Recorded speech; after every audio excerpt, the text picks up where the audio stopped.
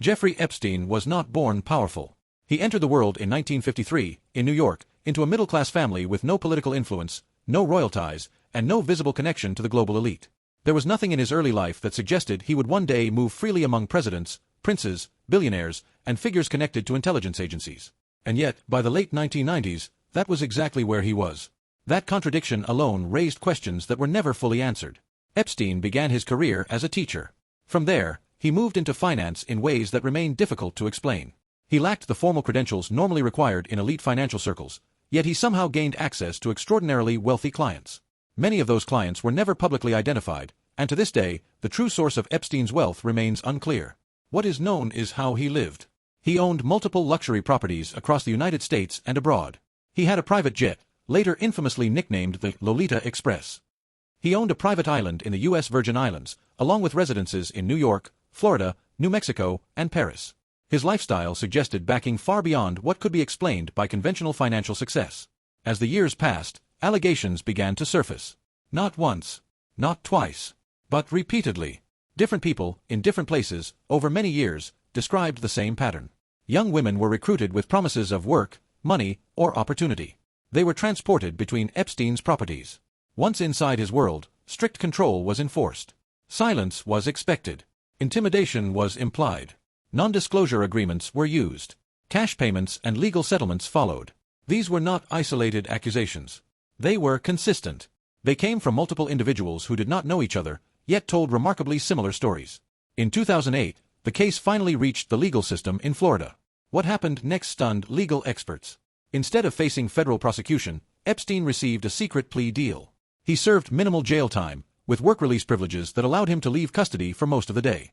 Even more controversially, the deal granted immunity not only to Epstein himself, but also to unnamed associates. The victims were not informed. That single agreement shielded individuals whose identities were never officially revealed. To this day, it is considered one of the most controversial plea deals in modern American legal history. Despite this, Epstein's social life did not collapse. He continued to associate with powerful people across the world. Politicians from multiple countries, members of royal families, influential business leaders, academics and scientists, individuals with known intelligence connections. Photographs, flight logs, emails, and testimonies confirmed these associations. It is important to say this clearly: association alone does not automatically mean guilt. But when investigations repeatedly stop short, when names are protected, and when accountability disappears, association raises serious questions. In 2019, Epstein was arrested again on federal charges. This time, the case threatened to expose far more than before. The legal protections of the past were no longer guaranteed. The spotlight was brighter. The risk to powerful reputations was real. Then, Epstein died in jail. The official ruling was suicide. But the circumstances immediately raised alarms. Security cameras malfunctioned. Guards failed to follow protocol. Epstein's cellmate had been removed shortly before. There were reports of previous injuries that were never fully explained. Even experts who accept the official cause agree on one thing: the situation represented an extreme failure of oversight at the highest level. After his death, documents related to the case were slowly released. What the public saw was not clarity. Hundreds of pages were heavily redacted. Names were removed. Entire sections were blacked out. Instead of answers, the files created more questions. Why hide names if crimes were already known? Why protect reputations instead of victims? Why does transparency stop where power begins? Jeffrey Epstein was not just one criminal. He became a symbol of something much larger. A system where power shields itself. A system where victims are silenced. A system where wealth bends justice. Epstein is gone. But the structure that allowed him to operate for decades remains. And until every name is revealed, every file unsealed, and every voice heard, this story is not finished. It is only unfinished. Only silence. The kind of silence that exists when powerful people believe no one is watching. For years, the world saw Jeffrey Epstein as a rich man with connections. Private planes. Private islands. Friends in high places. Photographs with politicians, royalty, billionaires. What the world did not see was what happened behind closed doors. Because those doors were protected. By money. By influence. By fear. The victims were not famous. They were not powerful. They were ordinary people who believed promises made by extraordinary liars. Jobs. Opportunities. Help. And once inside that hidden world, those promises vanished. What replaced them was control. Silence was bought. Stories were buried. Files were sealed. For decades, whispers followed Epstein like a shadow. Lawsuits appeared, then disappeared. Witnesses spoke, then went quiet. Evidence surfaced, then was locked away. Every time the truth came close to daylight, something stopped it. Someone stopped it. Because Epstein was never alone. He moved through a network. Politicians, businessmen, elites, people whose names appeared in flight logs and documents but never in courtrooms. People who knew how to erase trails. When victims tried to speak, they were questioned, doubted, and ignored. Not because they were lying, but because the people they were accusing were too powerful to fall easily. Files were marked confidential. Settlements were sealed. Media stories softened. And then, Epstein died. Officially. The cameras malfunctioned. The guards were asleep. The moment passed. And just like that, the man at the center of the storm was gone. But the questions remained.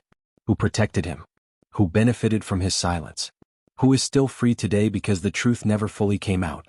The Epstein files, released years later, showed redactions so thick that entire pages were blacked out. Names hidden. Events obscured. Timelines broken. It wasn't transparency. It was damage control. Because revealing everything would mean exposing a system, not just a man. A system where power protects itself. Where victims are treated as inconvenient details. Where truth is negotiable. And the most disturbing part? This wasn't ancient history. It wasn't a mystery from another era. It happened in plain sight. And many people still don't want to talk about it. Because talking means accountability. And accountability threatens the elite. Some victims are still alive today. Still carrying trauma. Still waiting for justice that may never come. They don't want fame. They don't want revenge. They want acknowledgement. They want the world to stop pretending it didn't happen. Epstein is gone. But the hidden world that protected him? It still exists. And until every name is revealed, every file unsealed, every victim heard, the story is not over. It's just unfinished. Arjun woke up before the sun. There was no alarm ringing. There never was. He woke up because sleep no longer held him gently. It released him early, like even rest was tired of keeping him. The room was small. One window. One fan that made a tired clicking sound as it turned. The walls were stained with age and neglect, like they had listened to too many quiet stories and decided to stay silent forever. He lay there for a moment, staring at the ceiling. Every morning before his feet touched the floor, he checked his phone. No messages. No missed calls. No notifications. He checked anyway. Hope is a habit that's hard to break.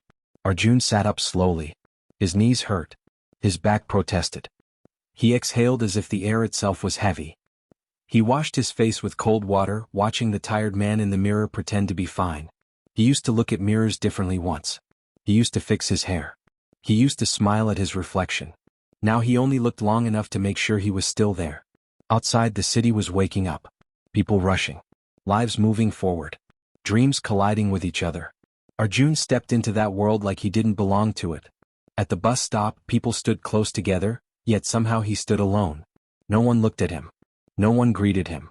When the bus arrived, he boarded quietly, holding the rail as the vehicle shook forward. He watched faces glow blue from phone screens. Messages being typed. Laughs shared silently through text. Somewhere, someone was waiting for someone else. No one was waiting for him. He got off near a building that barely noticed him either. A job that paid just enough to keep him alive but not enough to make life worth living. He worked hard. He always had. But effort without recognition slowly turns into exhaustion. The boss rarely spoke to him unless something went wrong. Younger men were promoted. New faces were praised. Arjun was invisible, useful but replaceable. By the time night came, his body ached in places he didn't remember injuring. He returned to his room with a plastic bag of food, rice, plain and tasteless. He ate slowly, not because he enjoyed it, but because eating was the only thing reminding him that he was still human. Silence followed him into the night. And in that silence, memories crept in. There was a time when Arjun laughed easily. When he believed life was something you could shape with your hands. His father had different ideas. Dreams don't feed families, his father used to say. Arjun had nodded. He always nodded. Obedience came naturally to him. He studied what he was told to study. He worked where he was told to work. Somewhere along the way, his own voice became quieter. He fell in love once. Her laughter filled rooms. She believed in him in a way he didn't believe in himself. With her, life felt lighter. Possible. Then came the mistake. One wrong decision. One missed opportunity. One job that slipped away and never came back. The pressure mounted. The argument started. Love slowly turned into disappointment. She didn't leave dramatically. She just stopped waiting. His family drifted too.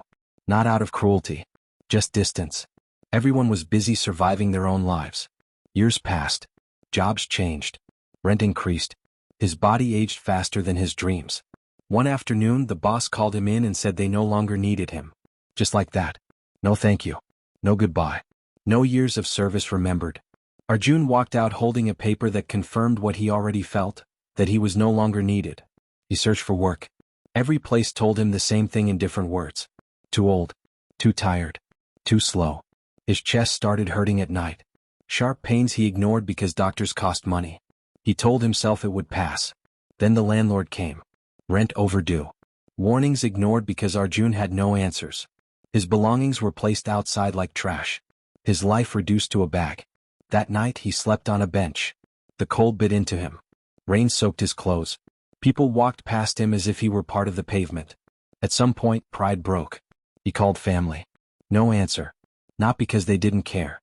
Because life is loud, and quiet suffering doesn't ring loudly enough. Days blurred together. Hunger. Cold. Fatigue.